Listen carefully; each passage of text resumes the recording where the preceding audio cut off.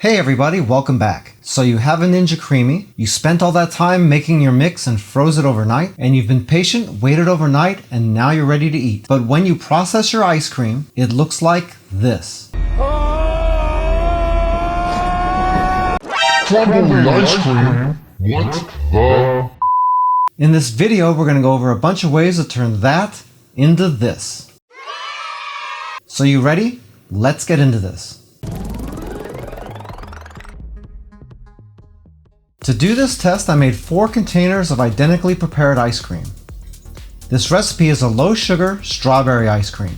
To make this, I used some Kroger Carbmaster milk, vanilla whey protein, eggs, monk fruit sweetener, and vanilla extract. I made it all at the same time and just separated it into 4 containers. That way we have a few different things that we can try and we know that these are all exactly the same. Remember that when you're normally making ice cream, you're using something like heavy cream. Heavy cream has really high fat content, and fat won't freeze anywhere near as solid. When you're doing something like a light ice cream, then you're typically using something like almond milk, or what I like to use, which is Kroger Carbmaster milk. If you're using something like these, then you're giving up almost all of the fat. That's gonna make your ice cream a lot less creamy, and it's also gonna help promote that crumbling effect. To counteract that, you can put an emulsifier in there. In my case, eggs, and that's a gross mess. Just remember, if you're using eggs, you're gonna have to cook your mix first. If you don't want to cook it, be sure you're using pasteurized eggs. Since I went really low fat and I'm not using actual sugar, then when you're processing your ice cream with your Ninja Creami,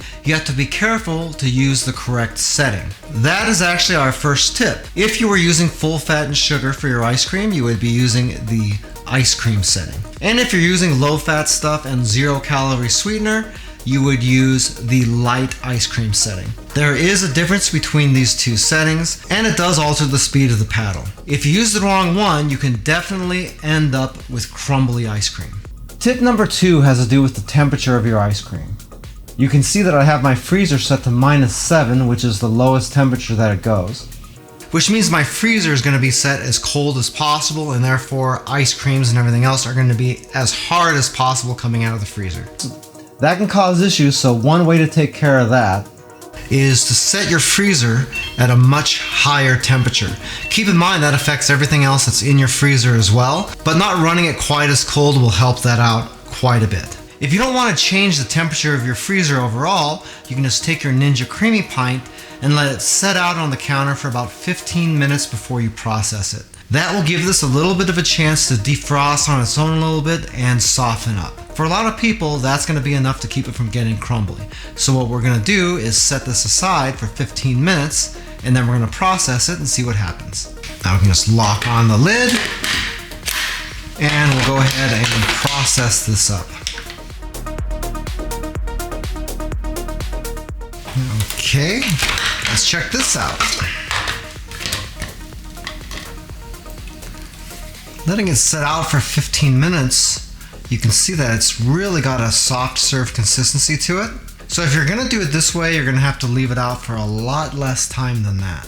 I would say maybe 5 minutes tops. That's one of the main reasons I don't like this method as much. Remember, the temperature inside your house is gonna have a lot to do with this, and also the climate that you live in. If you live in a really humid area, you're gonna notice that things don't ever freeze as hard because of all the moisture in the air. So therefore, this probably wouldn't even be an issue. But if you live in a really dry climate like me, then letting it set out might have a better effect. But you remember, that kind of depends also on the time of year, what's going on outside. For instance, it's raining outside my house right now and has been for about 2 days. Well, that's really raised the humidity up around here, and it's normally really dry. So that's going to affect how long you want this to sit out. Using the other methods to do this might produce a little bit more consistent results for you. What method you use is going to be based upon your personal experiences too. Everybody's situation is a little bit different. The third thing we can do is to do what Ninja recommends. And for the most part, that's just doing a respin. That hasn't worked very well at all for me, but we're gonna try it so you can see what happens. This was just taken out of the freezer, so it's fully frozen. We're gonna lock this in, turn on our machine, and we're gonna again make sure we have this set to light ice cream since it's light ice cream, and then we can go ahead and process it. 346 minutes later. Okay, let's check this out and see how it looks.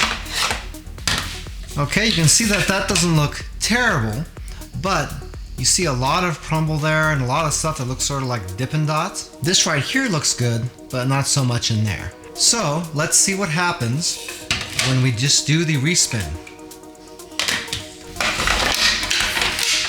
Just be sure you have your settings set the same way. Hey, by the way, if this is your first time here and you want to learn some cool new recipes, get some great cooking tips and tricks and all sorts of other kitchen related things, then start now by subscribing to the channel and clicking the notification bell so you never miss a thing. Okay, let's check this out again. And look at that. Just simply doing the respin really fixed this ice cream up quite a bit. I didn't do anything special, I just hit the respin button, and you can see that this is still nice and firm, and it's nice and creamy too.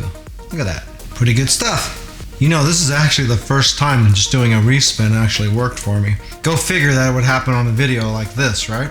Alright, let's move on to our next tip. So, let's make some crumbly ice cream again. Okay.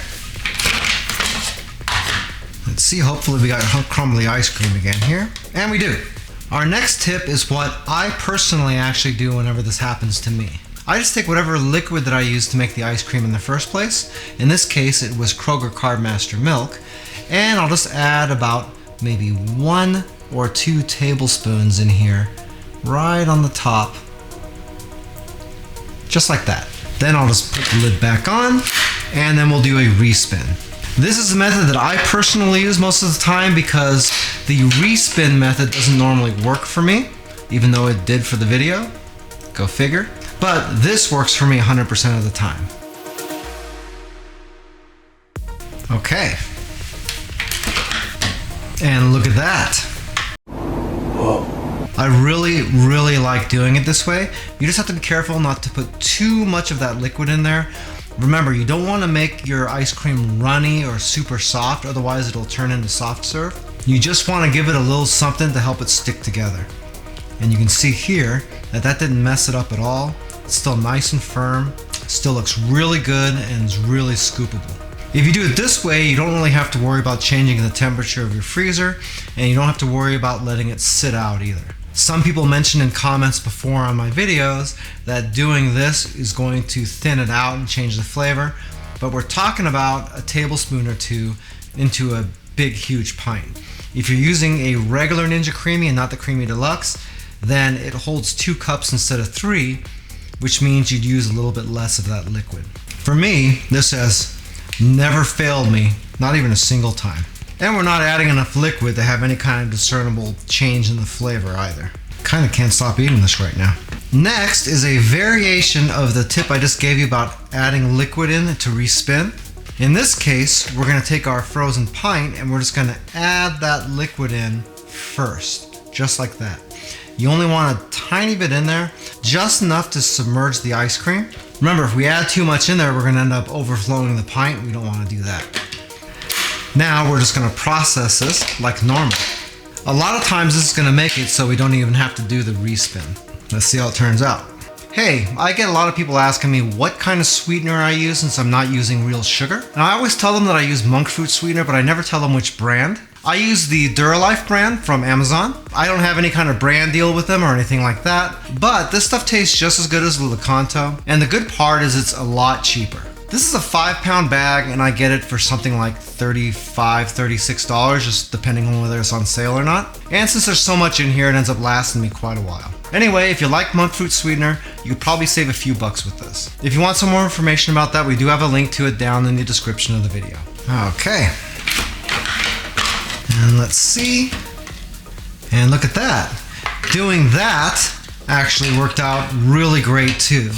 And we didn't even have to do a respin. In this case, you can see what happened. I put a little bit more liquid in there than I normally would, and you can see the consistency here is a little bit more like soft serve ice cream. That's easy enough to deal with, just use a little bit less liquid, but you get the idea. This way you don't have to deal with respins or anything like that. It just kind of sort of comes out. In the test that we just did, I probably put about 3 tablespoons of milk on there.